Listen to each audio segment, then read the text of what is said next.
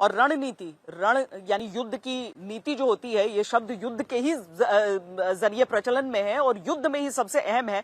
क्योंकि अब देखिए, एक तरफ उस कमी की बात कर रहे हैं हम इंटरसेप्टर की, लेकिन इजराइल की तरफ से ईरान में न केवल खामेनेई के शहर पर हमला किया गया, बल्कि तेहरान में अनेकों ठिकानों पर इजराइल की तरफ से बमबारी की गई। इजराइल ने खासकर जो सैन्य ठिकाने हैं उन्हें चुन चुन कर निशाना बनाया है। और ऐसे में सुमित, जो सवाल बड़ा उठ रहा है यहाँ पर कि इजराइल के ऊपर एक और ये चीज है कि वो जल्द से जल्द उसे ईरान को झुकने को मजबूर करना होगा।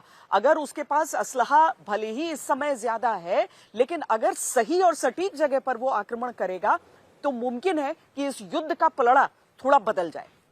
देखिए बिल्कुल, और तेहरान पर हमले करने की एक बड़ी वजह भी है। आप चाहे बात कर लीजिए IRGC की, आप बात कर लीजिए आर्मी की, आप बात कर लीजिए सुप्रीम कमांडर की, सभी तेहरान के इर्द गिर्द या तेहरान में ही रहते हैं। तो निश्चित तौर पर इजराइल का पूरा फोकस है कि तेहरान को किसी भी तरीके से इस किले को ढहा दिया जाए। अभी इंपॉर्टेंट ये है श्वेता कि खास बात ये देखिए कि ना सिर्फ ऑयल रिफाइनरीज हो, आप बड़ी यूनिवर्सिटीज कह सकते हैं, बड़ी लोकेशन कह सकते हैं, उनके रेडियो सेंटर, हर जगह हर इंफ्रास्ट्रक्चर को लगातार इजराइल अटैक कर रहा है। पिछले करीबन 6 दिनों के अंदर 1100 से ज्यादा टारगेट इस समय इजराइल ने अचीव किए हैं और ये ज्यादातर टारगेट सिर्फ और सिर्फ तेहरान को स्पेसिफिक कर करके ही अटैक किए गए। तो आप मानिए कि इजराइल का फोकस सिर्फ और सिर्फ तेहरान है, क्योंकि इजराइल ये जानता है कि अगर कोई चोकिंग पॉइंट है, कोई ऐसा पॉइंट है जहां पर ईरान को झुकाया जा सकता है, तो तेहरान किले को ढाकर ही झुकाया जा सकता है। शायद फोकस इसीलिए तेहरान पर ज्यादा किया जा रहा है।